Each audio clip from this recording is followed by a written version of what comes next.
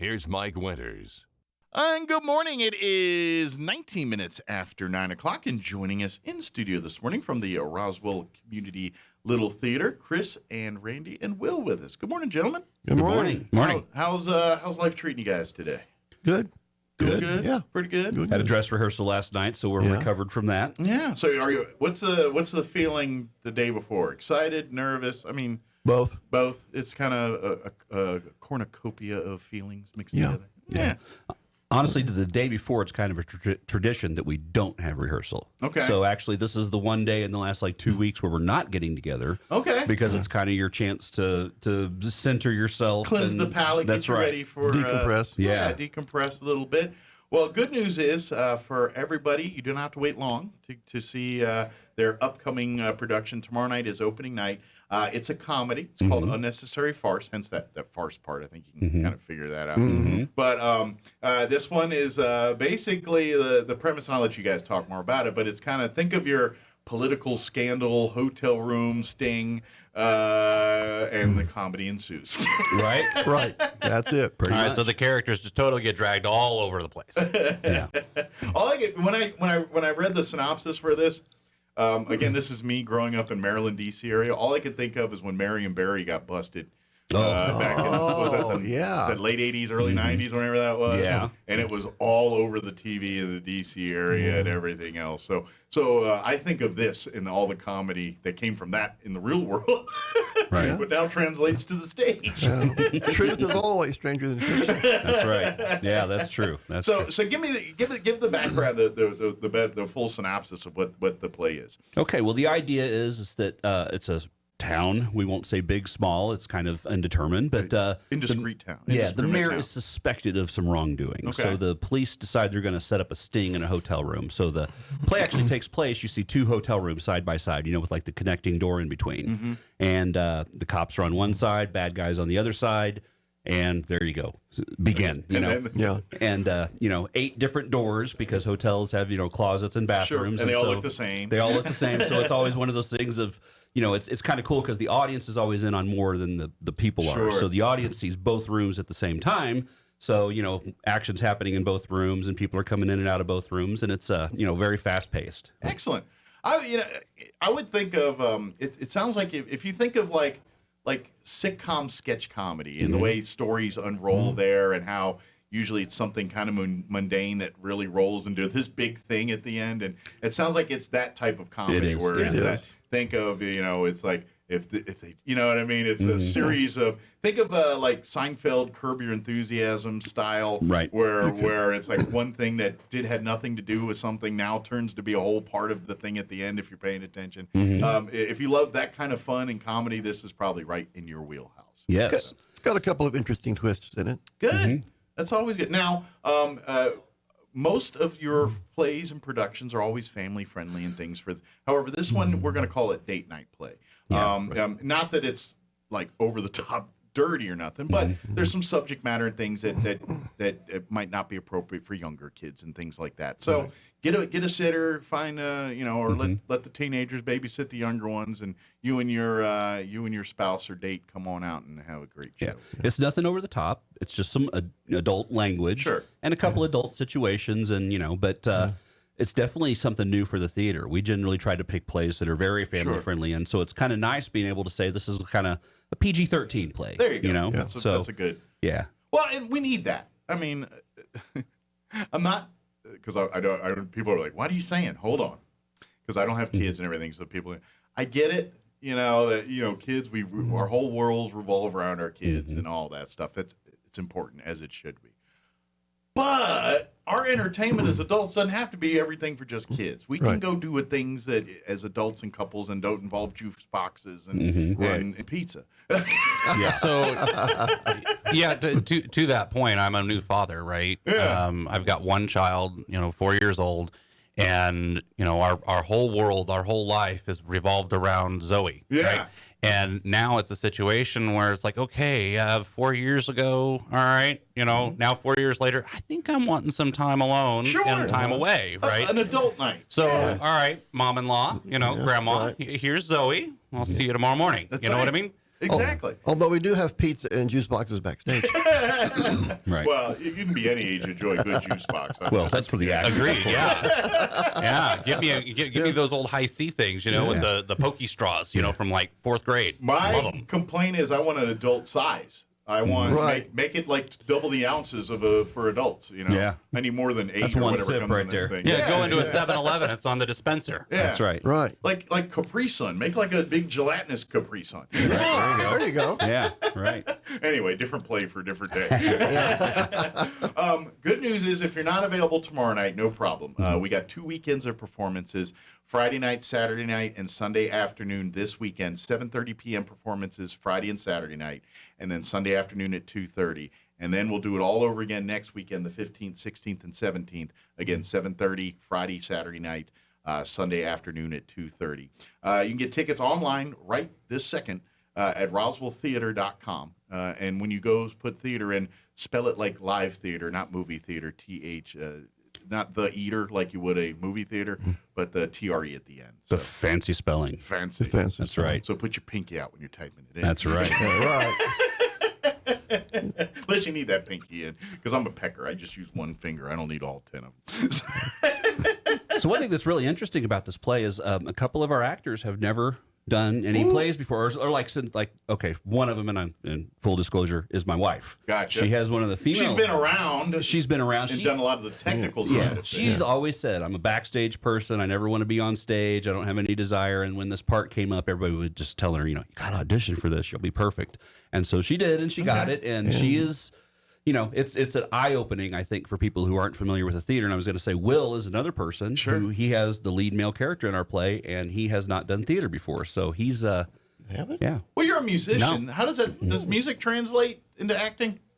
I dink around on the guitar and I play stuff, but Yeah. I've never played for people in a performance. Got you. Okay, but I'm not a complete stranger to talking in front of strangers because of my job. Sure. Okay. I just didn't know if some of those skill sets translate to the acting side, where what you do to play music or get you to be in the right space for playing music. Does that work in acting? Well, I imagine so. Yeah. One, you got to have the bravery, right? The courage to stand in front Putting of people that that you out don't, there. putting it out there. Mm-hmm. And then you have to tell a story with music, or take the audience along a journey with you. Sure. And that's the same thing that I do with my day job as a statistician. Okay. I tell stories with data, and when you start thinking about math and stuff, that gets very boring. So you have to find creative ways to engage people. I say, now I see why he's acting. He's trying to make statistics exciting right here on the radio. See, there you go. Buckle up, folks. Right. Oh, you sit in a room with me for 30 minutes. I'll have you going out of there just glowing. That's all right. I was doing a whole dissertation on chicken gizzards earlier, so. Wow. Well, 90% of all statistics are made up on the spot. Exactly. Well, actually, that's like 89.3. Yeah. Oh, well, If you okay. want to get Well, I'll round it to the nearest integer. That's an Abraham Lincoln internet quote. All right. Exactly. But seriously, yeah, there's a journey and a way to tell something. And Sure. As a new to the stage, right, I'm finding that voice is important. And I've done role-playing games and things like that in my history, growing up. And so voice acting, if you would call it that, is, brought into it. And the experience has been enlightening from the perspective of what really goes on backstage. Sure. And all of the work that goes on with the set and everything else. And, last night we had some experiences where what can go wrong, and it does go wrong, right? Well, you gotta and be you able to roll think with on your it. You feet, yeah. probably you power through it, and it's a fun experience for even those of us that are actually on stage. Mm-hmm. But that's It's also the beauty of going out and seeing live theater. Yeah. Because in all fairness, especially in a show like this, the unpredictable can add to the performance. Oh, absolutely. When the door doesn't quite open right, or Or when- falls off the hinges. Yeah. Falls off the hinges, yeah. Or it's locked when it's not supposed to be locked. Yeah. Yeah, I mean, you got to make lemonade out of that. That's and, right. Yeah. And that's and you And you as have an to do- actor, you have to know how to do that. And you have to do it on the fly because there's no cut. Let's rewind and re-record. Yeah, you can't do that. like there is on television, and then you can edit and post or something, Sure. right? I mean, you have to roll with it right there and Yeah. come up with something that fits Yeah. on the spot. Otherwise, it just doesn't make the audience feel as though there's a continuity to the story. Yeah. And Well, plus, and this would and disagree with me if I'm out on it, but I think as a from my perspective, when I look, I almost think theater is the most team sport out there that people don't realize, because most people think my performance, I'm the diva, the aria, the main star, and it's all about me and all that. But no, because you're only as good as your weakest link on up there, and when those moments happen on stage, and they will, it's not a question of if, it's when it's going to happen. Right. That you as a team come together to come in. So if someone forgets a line or someone forgets a stage movement, the others have to work as a team to overcompensate and adapt. So the people in the audience have no idea that something didn't happen the way it was supposed to. You know, and without that cohesion of a cast and that mix of new and experienced, it's really hard to achieve that. And that's the magic of making a performance, really. Right. Well, this cast has really been like family. Yeah. I mean, it's a wonderful bunch of people, because we've had a couple of traumas along the way, and we've all just kind of come together and COVID supported and each other. It's the world we live in right now. Right. Absolutely. Well, I mean, this goes beyond COVID. You know, we had some medical incidents that have occurred, and we've had to pull together to pull through in order to meet the community expectations for the theater. Well, it's a community little theater. It's a great organization run by some great people, but it's a small run organization. They've got overhead, they've got humanity, people, things. They got a building that is old and needs roof fixing and things like that. So there's a lot of moving parts that all make the community little theater happen. It's the people, the core of it. That's what keeps things going. So and we are accepting donations for our roof. So if you'd like to, including ticket sales, we love ticket sales. Yeah, sure. Right. But if you'd like to pay $50 for a ticket instead of 10, right? Exactly. Exactly. That would be very helpful. Yeah. But come out and support it. Basically come support the community little theater. And in exchange for that, we're going to give you an awesome night of entertainment. That's right. And an awesome show. And don't forget, if you can't do it this weekend, we got next weekend as well too. And while we're talking about shows coming up here, Randy, unfortunately we had to postpone the second weekend of Bye Bye Birdie back over the summer here due to medical and things like that. Well, good news. Everybody's doing well again. Right. And after our unnecessary farce run here in 2 weeks, the weekend after, the performance weekend number 2 of Bye Bye Birdie will be happening. Right. So if you got tickets last time, hopefully, if you got them online, they're still good. They're still there. But Right. if you have a paper ticket, hopefully you didn't, throw it out or something. But send it through the wash. Yeah, it happens a lot. Yeah. You go look at my wallet. There's so many pieces of paper that are all because they've been through the laundry about 10 times. Yeah. But your ticket's good for next week, the 2 weeks from now. And can you get tickets right now for that show online? Again, RoswellTheater.com. Yeah. So while you're looking for tickets for Unnecessary Farce, go ahead and get you something for Bye Bye Birdie. So if you're thinking you want slap your knee, laugh out loud this weekend, and then something more musical for 3 weeks from now. There you go. So. And between our 2 weeks of our show, our next play, which is Mother Goose Gets Eaten by Werewolves, will be having their auditions on October 11th and 12th at 7 p.m. So if you've ever wanted to be in the Little Theater or do something with theater, come by and audition. Awesome. There's parts for adults. There's lots of parts for teenagers, I believe in that. Is this kind of a mix of young and old with Mother Goose? I believe so. And werewolves mix kind of. I'm assuming it's a comedy. It is let's hope so. It is Halloween season though, so who knows? That's true. That's right. Well, maybe you could say like a dark comedy because the Halloween themed comedy. I guess you could say not dark and like some of our television shows where you're just like. That was pretty dark. And speaking at it from somebody who's never done this before, who's actually new to Roswell, right? I got to say, if you're having, doubts about your performance abilities or, you're interested, these folks down there at the RLCT are just amazing, and they'll help you get through it.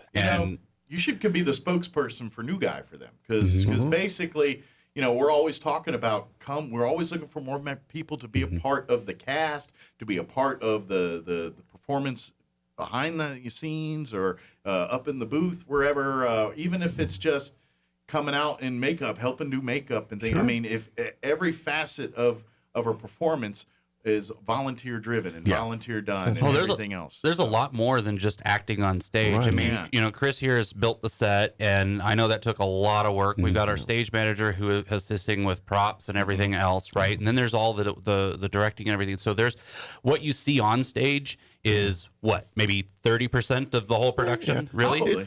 Well, it's like a duck. You're just floating along smoothly on stage, but behind stage you're paddling like heck. Yeah. You're looking at the smooth gliding duck. Meanwhile, behind the stage, those legs are going 5,000 miles an hour moving that thing. Yeah. That is probably the best picture of how theater is I can think of is the duck reference. That's exactly what it is. Don't let inhibition stop you from engaging. I mean, these people are amazing, Well, and it's fun and close knit. It's very jovial. It's not, everyone's there to have fun. It's you got a job to do and everything, but they're not. Everyone's in a good mood. Everybody's happy. Everybody's it's doing things you want to do for fun, and it's acting and performing and doing it. This isn't a job. This isn't work. This is people's play. This is something people want to do. So it's treated that way. And don't get me wrong, they take everything seriously, and they're not going, But at the end of the day, we're making something to entertain people. We're not splitting atoms here. Yeah. You know what I'm saying? Let's just come have a good time. And from my first experience ever being involved in theater on stage, like since middle school when I was a tree and my only line was to go whoosh. Right. You got a line. My tree didn't. You were a tree, I was a bee. It has been a very positive experience. Tomorrow's opening night, and I'm really hopeful that the performances meet the community's expectations and more. Oh, I guarantee that's going to happen. I have no doubt in that. It's going to be a great time tomorrow night. It's going to be a lot of fun. And a pro tip: if you can't make it tomorrow, but you got a certain window, generally speaking, after open night, tickets get a little bit quicker selling after opening night, just because word gets out, people see it, and I go, I'll come back next weekend or tomorrow night and bring my friend or my cousin or whomever. And so it might behoove you, if you've only one night you're available or something, go ahead and get your tickets right now, get that taken care of before opening night tomorrow night. That way you're guaranteed the night you want to get a seat at and everything else too. So. And you guys hit on a great point. I do want to remind everybody, we are all volunteers. None of us are paid. Some of us, these guys over here, we schedule a few rehearsals during the week, but this cast has worked together. We've been there, I think, the last 2 weeks. We've been there pretty much every day. Somebody's been getting together, I would working say on lines. Oh, just the average cast members, putting in an extra 20, 30 hours a week, probably. And that's at the theater. That doesn't include sitting at home working on your lines. And I mean, just from a backstage perspective, Gina Montague, the director of this play, and I started talking about what we were going to do with set over a year ago. So, I mean, and these plays are selected 2 years in advance. So this is something that a director read a play 2 years ago and said, I want to do this, submitted it to our board. Our board approves it. We spend the next year getting rights. All that stuff happens behind the scenes. All that stuff takes hours and hours, and it's all volunteers. Yeah, but don't let this scare you off and think like, oh, did I just sign up for 40 hours a week day job and night job kind of thing? It's fun, right? It's a hobby. Sure. If you take it seriously, you can really engage and develop a talent. But it's a little more than just showing up and start talking on a stage. Yeah, Right. Yeah. And even Randy here, who plays the mayor, right, and has a not as intensive a role, right? I mean, he's there with the cast, helping us, coaching me on how to handle situations where the line's not remembered or whatever else, and then backstage helping people with props and stuff like that. Sure. I mean, it is community. It is a community like theater. you said, Absolutely. And the camaraderie that's developed here and the friendships are lasting. It's a passion of love, labor of love. It is. It's what it is, and that's that's the great thing about and we talk about the money and everything is hand to mouth. That's really there's fortunately there's a great board and a great group of people that work tirelessly to make sure things happen and all that. But running a theater is very expensive. Take out the building maintenance side. Just take that out altogether. Just forget the fact they're going to need a new roof and the light bills and all that. Don't even think about that financial side for a minute, and just think of the place. I mean, every time there's a play, you got to get permissions. You got to pay royalty rights. You've got to do and all of that costs time and money. And to be honest, because it's creative licensing things, they have directions and rules on certain like okay, you want to do this play, but you can't. Some are like, okay, they give you license to kind of play around with a little bit and add or just detract from it. Others are like, no, that dress better be blue. That window better be next to that door, and you better say this. Yeah. And that when they're written that way, they're not always written for the mind of the community little theater. Right. And it's like, how am I going to pull that off on a stage with, and I don't have Andrew Lloyd Webber money to do that. Right. And again, this is one of the reasons why these plays are chosen 2 years in advance. Yeah, exactly. This particular show it's several cast members have pointed. It's one of the more difficult ones we've tried to do. Is it? Okay. Not necessarily from a technical point of view, but from just learning the lines, because there's so much rapid fire stuff going back and forth. You've got 2 different conversations going on in 2 different rooms at the same time, and sometimes they're related and sometimes they're not. And then it gets confusing if you're not following along there. Yeah. Angela has says the same thing like 25 times, just slightly different. And then, how does she remember which way she's supposed to do it this time? Sure. Yeah, you don't want to repeat yourself, because that's what loses the comedic value. That's what, and that's, But and that's the stuff that hopefully you as an audience don't think about. You just come out, you watch a show, and you're like, that was good. Yeah. But there is a lot of effort, money, time involved in every one of these things. So come out and enjoy it. You're gonna if you're looking for unique experiences, date nights and things like that. This is it. This is there's nothing like this in town that you're going to experience like this. It's a great. It's our version of New York City right here in Roswell, New Mexico. Right. It really is. We get these great plays. We get it's where we make up where we lack in dollars. We make up for in effort and heart. Right. And enthusiasm. Yeah, that's where it's all about. So come out. I guarantee you're going to come out to the show with a certain expectation level, and you're going to come back and say that was way more than I thought it was. The acting and stuff, because you think communal theater, you think like a step up from like elementary school play. You kind of think no. You get there and you're like, holy cow, we have people that have like acting skills in this town, and they do amazing jobs up there. And they're your friends and neighbors. Skills. They're the guy you see. Angela works at the UFO museum, checking people out in the gift shop. Yeah. So. Speaking of Randy, we were talking about Randy. He was on with Man of La Mancha with me. I was watching that one. I'm like looking. There's Pastor so and so dancing around on stage. Out there. How many times you see Pastor so and so dance? That's. Well, that would be me. Mine was Pastor Chollock, if I remember right. Okay. He was in that one, and he's a fun guy and a nice guy. But to see him in like an Egyptian dress kilt, whatever they call the outfit, and dancing and doing it was like. That's an image I never expected to see. Was that man doing that someday? And that's awesome. That's good theater. It's because you see a side of people that you never thought was out there, and you like it because it again gets you closer. So one of the scenes is some costume changes, and last night my wife saw the dress rehearsal, and on the way home, the car, she's like, I had to whip out my phone and get a picture of that because I never expected to see you in that costume. And so there's even surprises, right? So I've kind of kept a good tight lip around my family as to what to expect. So you're keeping them in the dark. Yeah. So that way when they show up, it's they get the full experience. Sure. And that's great. It was fun, right? And as Chris mentioned, these are the people here are your friends and your family and your neighbors, and I mean, if you know them, you've probably heard about it, but word of mouth gets around, and it might be two doors down the street. Sure, I imagine too, it's a bit of therapy for you guys. And what I mean by that is, actors, you get to. That's the fun part of acting. You get to be somebody else for a little bit. Right. And you're not beholden to your own morals and principles and values and likes and dislikes. You get to experience those things through a character, through somebody else. And that's fun sometimes where you're like, well, I don't have to have the values I have. I might try do someone else's through this character. And kids do it all the time. It's just that as you get older, people quit doing it. It's true. We lose our imaginations. We never did. Yeah, there you go. We're still doing it. Yeah, that's not a bad way to look at it. There you go. There you go. And like I said, for being first time ever doing anything like this, right? Aside from say voice acting at a RPG table with dice, right? It is therapeutic in a way. Yeah. And you know, I'm learning so much about what really goes behind the scenes and the interactions and everything else. And you know, from minor roles to major roles or lead roles, right? You know, the differences. And you see this in the news with, you know, your mainstream actors out of Hollywood and stuff, you know, the conflicts and everything else. But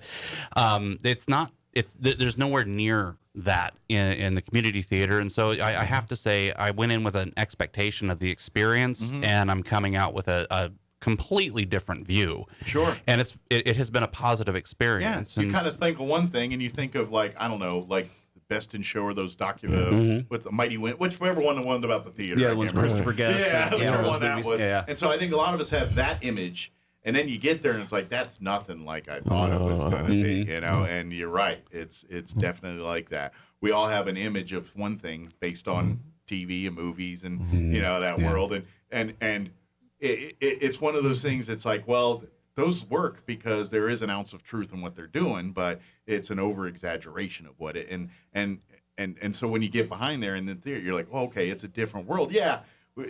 Some of the jokes and some of the stereotypes of theater, yeah, they're there. You know, there's a whole lot of people walk around going, hello, you know, and it's just, they're boisterous people. Right. Yeah. But you know, there's a bit of truth behind every stereotype. I mean, that's how they get started. Yeah, exactly. But yeah, it's a really family. It's really, because at the end of the day, you're doing something that's out of most people's comfort zone.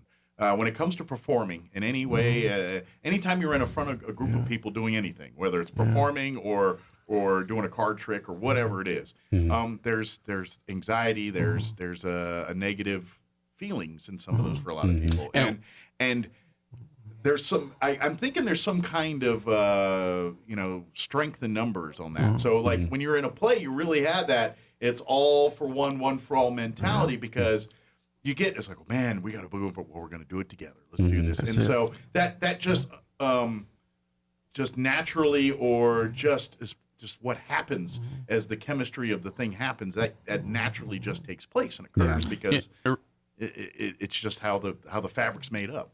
Randy, you're a veteran on this, and you know, you've been through a few productions yourself on all aspects. So would you even say that as a veteran, you still have some of those anxieties? I do. I've been doing it since high school, and I know for years and years before I go on for the first time, I'm thinking, oh my God, what's my first line?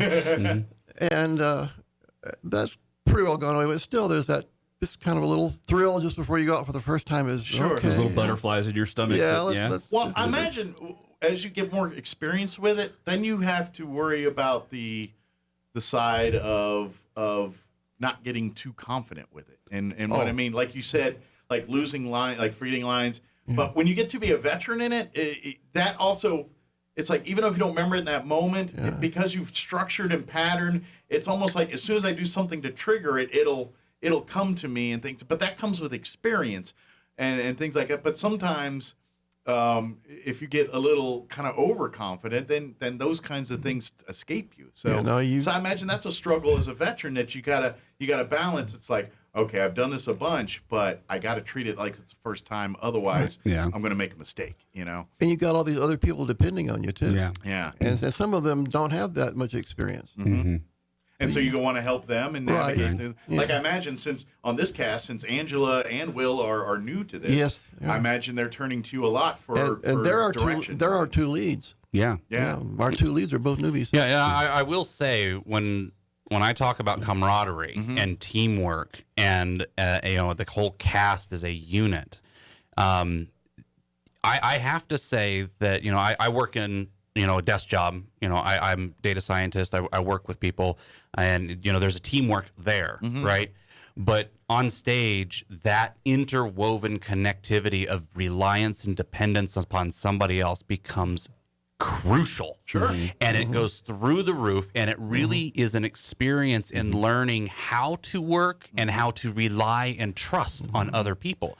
And that has been like eye-opening to me, and a massive personal growth movement. And so I'm extremely grateful for the opportunity Chris and Angela, Gina gave me. I would even draw comparisons to, like, when you talk about sports teams, military, first responders, they kind of, because of the scenarios they're in, They build a close-knit cohesion. It's and I think theater definitely draws from those same aspects. Now, granted, there's not someone shooting bullets at you or a fire inferno in the front risk of you. level is completely different. But maybe fake bullets. Depends on the play. but, maybe fake bullets. Yeah. but the feelings, the sense of accomplishing a goal that seems pretty hard together, all of those same tools are involved there, and I think so you get some of the same effects because you're going through something adverse together, and when you come out of the other side successfully, that builds strength and camaraderie. Trust. Yes, Trust. It builds trust in your fellow castmates. I'm going to make a prediction here. Okay. So a year ago, and Mike, maybe you remember this, I was the new guy because I did my first play a little over a year ago. Yeah. And I'm addicted. And this is the one thing we didn't address is that, you get excited, you get nervous and butterflies, but there's also that part where when you get up on stage and you say your first line and you get your first laugh, there is most definitely a very addictive rush that happens. There is nothing greater in the world to be in a room of people that like you. That's right. So I predict that in a Bit of an ego boost, right? Yeah, a little bit. I predict that in a year, Will's going to be sitting in here like, well, this is my fourth production. I remember when I was new, just like I am right now. So, absolutely. So it's very addictive. So come see it for yourself. Come out and enjoy a show here. And then, hey, if you get in here, it's like, man, I love to do some of this.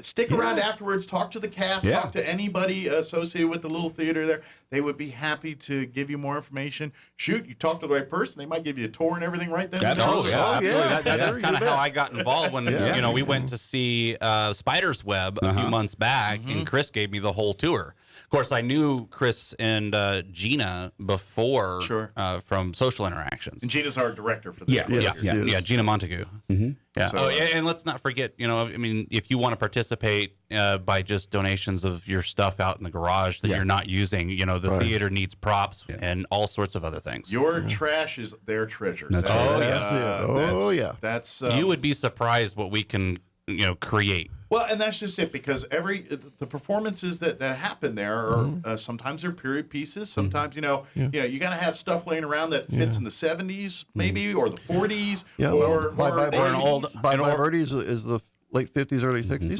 An old Eisenhower military uniform. That was sitting in my garage for a while. I donated it. And in case you guys don't know, behind that stage in the theater, there is a room that's got a sea of just great things that they props, costumes, and everything. They have a great collection. Unfortunately, it's not big enough because there's more out there that's needed for, particularly when you get into period piece performances. It's kind of hard to do a sellable performance of the 1800s when you got modern telephones and stuff sitting in the set there, or a Starbucks mug.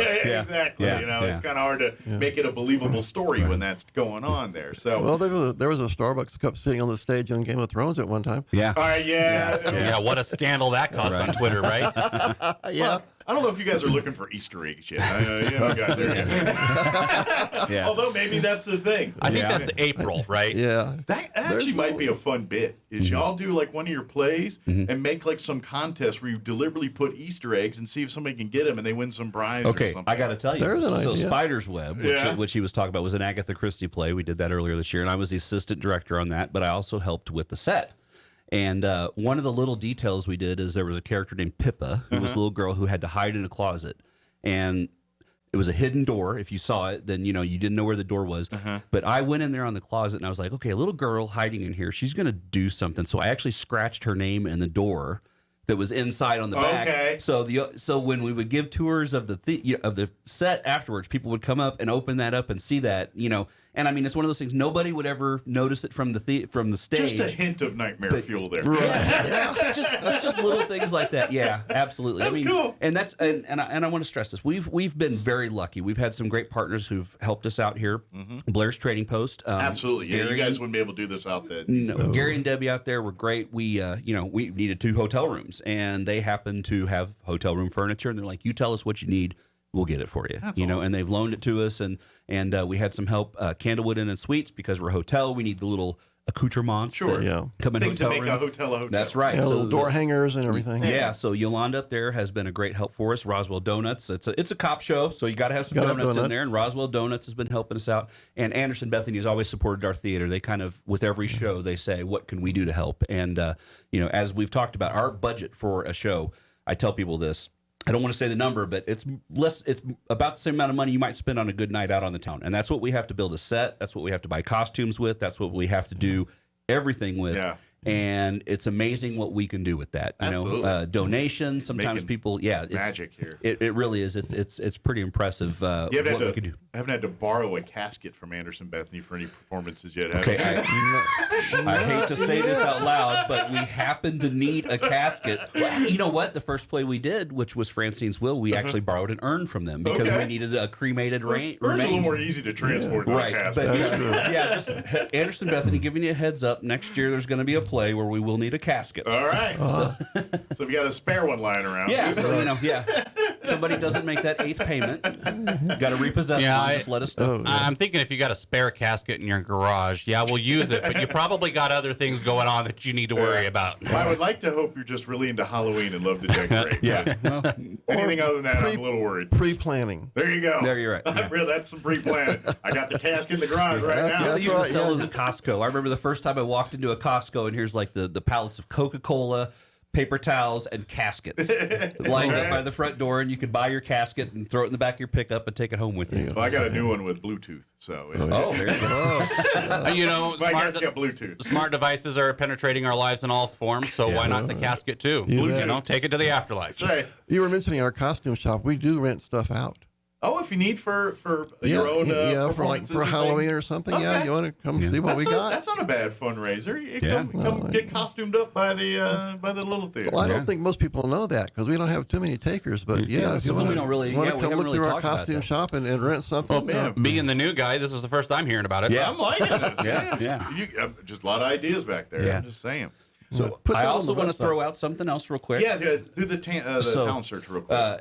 As some of you guys out there listening know, we did a talent search last year. We called it Santa's Talent Search at the theater, and we are gearing up for the 2nd annual talent search. Yes. We have our dates now. The show will be on Saturday, December 18th. Okay. Auditions will be Thursday, December 2nd at 6 p.m., Saturday, December 4th at 2 p.m., and they're not. I checked just before I came on. They're not on yet, but they should be on. Hopefully, in the next 24 hours, we'll have the entry forms, the waivers, all that stuff. All the paperwork will be online on our website to get your audition forms in. Okay. We are looking forward to having one of our star judges back. We appreciate that you did it last year, and we're very excited to have you come back again this year. But, Absolutely. That's fun. we'll have more information on that soon. But for those out there who have been waiting to hear, because I have had several people ask me, Good. when are auditions? Forms will be online in the next 24 hours, and get them in by November 30th. We Very are good. very ready. And And then the week before Christmas, that's Saturday. I think it's to the day. Isn't Christmas on a Saturday I this year? believe it might be. So I yeah. think it's 1 week before Christmas for the performance on the 18th. On the 7th. We also have improv nights. Yes. So, what's that? We also have improv nights. Yeah, that's Friday nights, right? Or Well, we had our first one last Friday. I Okay. think with our schedule coming up, we're a little got some packed. busy Friday nights But- coming up Um, here. Yeah. But we'll be announcing more dates on that. Okay. And we're also doing a big fundraiser in conjunction with the Kiwanis Club. Yes. We're doing a concert on November 6th. If you're a big fan of Simon and Garfunkel. Simon and It's Garfunkel. a Simon and Garfunkel tribute band. And we're very excited about having that. And part of the proceeds from that helped to go build a all-inclusive playground for children. For Kiwanis and everything Yes. through that, the all-inclusive part. By the way, that show is a little different. Right. It is assigned seating, so you go Yes. online and pick your tickets. It's a little different than most community Right. theater events in that building. Yeah. So that one's a little different. Just Right. want to put that on your radar. Well, we got to go. Alrighty. Thank you, guys. Break a leg. We'll see you this weekend. Great. And get on out to come see Unnecessary Farce this Friday, Saturday night, 7:30 p.m., Sunday, 2:30. Then we'll do it all over again Friday and Saturday night, 7:30, Sunday at 2:30, again at the Roswell Community Little Theater there in And the then Plains the- Park Shopping Center. And then the next week we will be Bye Bye Birdie. And Bye Bye Birdie, that's the make good from the summer. If you've got tickets, you've already got a seat there. If you want tickets, go online, roswelltheater.com to get your tickets. Yes. And get all that done. Thank you Glad so to much for celebrate having you us guys. on. We really appreciate Thank you. it. We'll see y'all next Appreciate it. time. All All right. right. Thanks, Mike. Hey. Don't work too hard. Right. It is 9:58. Let's do a quick break before they kick us off the air. Don't go away. Don't miss the amazing concerts at this year's Eastern New Mexico